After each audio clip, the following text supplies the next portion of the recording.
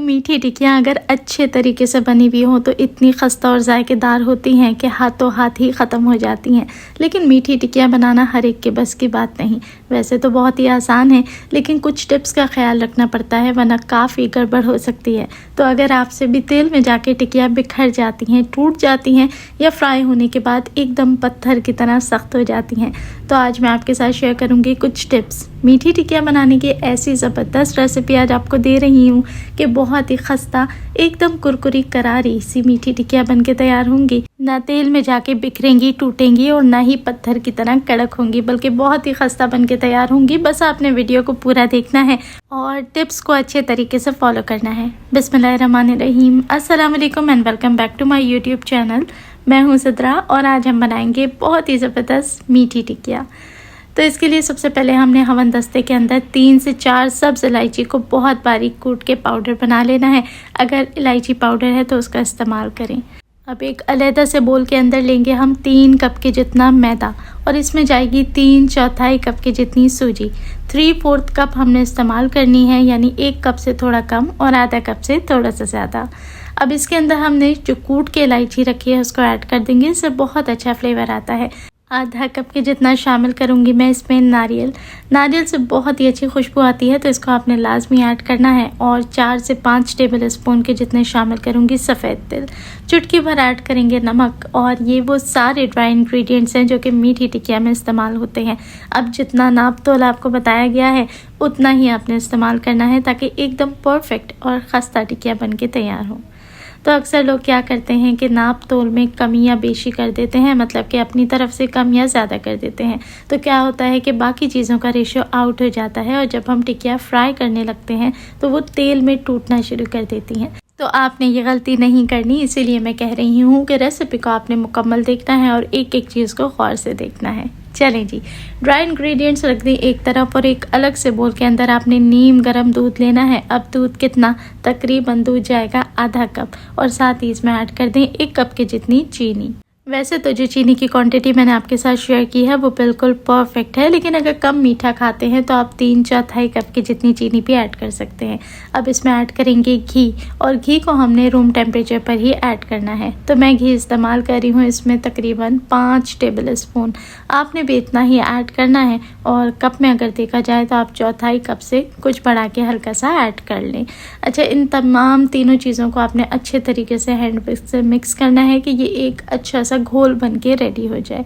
बस इसी की मदद से हमने जो आटा बना के रखा है उसको गूंदना है और परफेक्ट मेजरमेंट्स की टिक्किया का आटा लगा के रेडी करना है।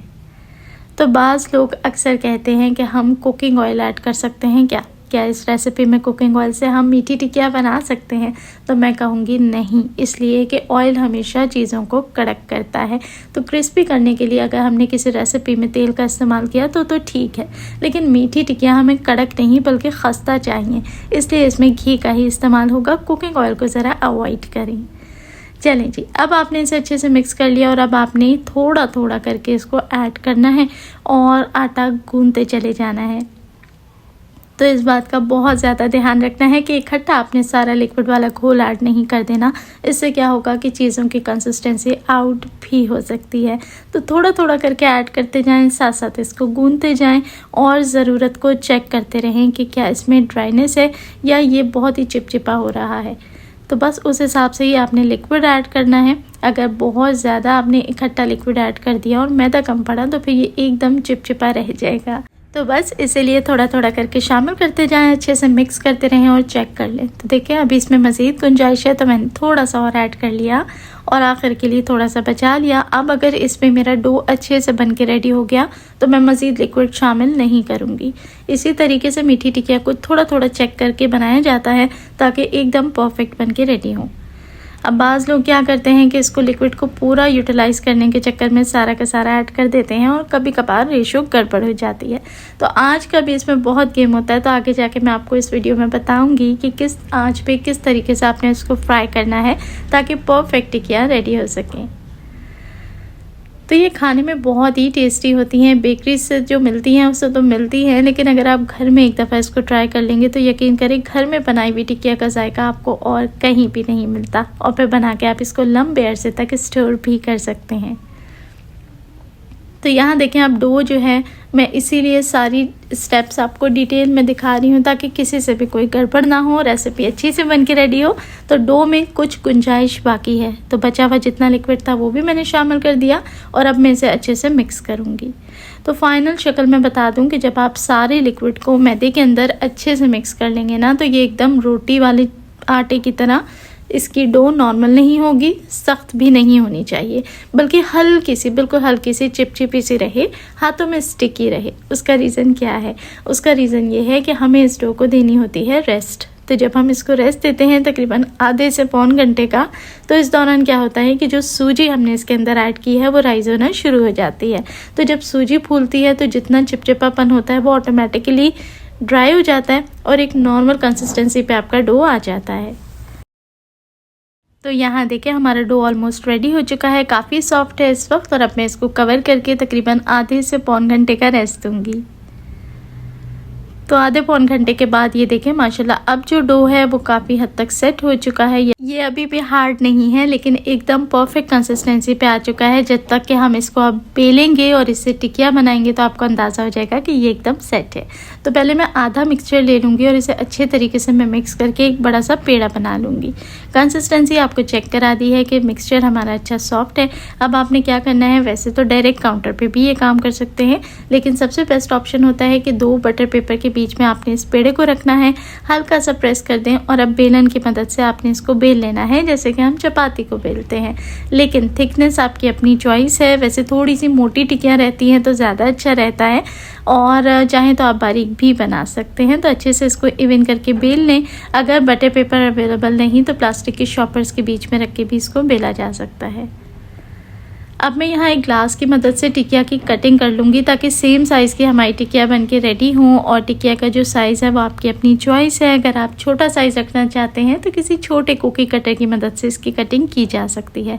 मैंने पहले भी आपके साथ बहुत सारी मीठी टिकिया की रेसिपीज़ शेयर की हैं जो अल्हम्दुलिल्लाह हज़ारों लोग हमेशा देखते हैं और पसंद करते हैं। तो अगर आप छोटी मीठी टिकिया बनाना चाहते हैं तो आप दूसरी रेसिपी जो मेरी मीठी टिकिया की है, छोटी वाली मीठी टिकिया की, वो भी देख सकते हैं। चलिए जी, कटिंग होने के बाद ये देखें बहुत ही आसानी के साथ मीठी टिकिया को आप उठा लें। इसको उठाने का भी कोई इशू नहीं रहता। आराम से आपने बटर पेपर को हल्का सा लिफ्ट करना है और इस तरीके से आप ये टिक्की उठा लें। अब ये जो साइडों में मटेरियल रह गया है इसको आपने दोबारा से बेलना है और बेलने के बाद दोबारा से इसमें कटिंग कर लेनी है। चलिए जी, तेल का टेम्परेचर चेक कर लिया है। तेल बहुत ज़्यादा हाई गर्म नहीं होना चाहिए लेकिन बिल्कुल धीमी आंच भी नहीं होनी चाहिए। अगर आप इसे बिल्कुल धीमी आंच पे छोड़ देंगे तो क्या होगा कि इसमें क्रैक पड़ेंगे और ये टूटना खुलना शुरू हो जाएगी। तो आंच को मीडियम रखें, ना बहुत हाई रखें ना बहुत लो रखें। और इसमें इतनी ही टिकिया ऐड करें एक टाइम पे जितने कि आपकी पैन के अंदर गुंजाइश है। और याद रहे टिकिया को हमेशा डीप फ्राई किया जाता है तो तेल की क्वांटिटी आपने अच्छे तरीके से लेनी है।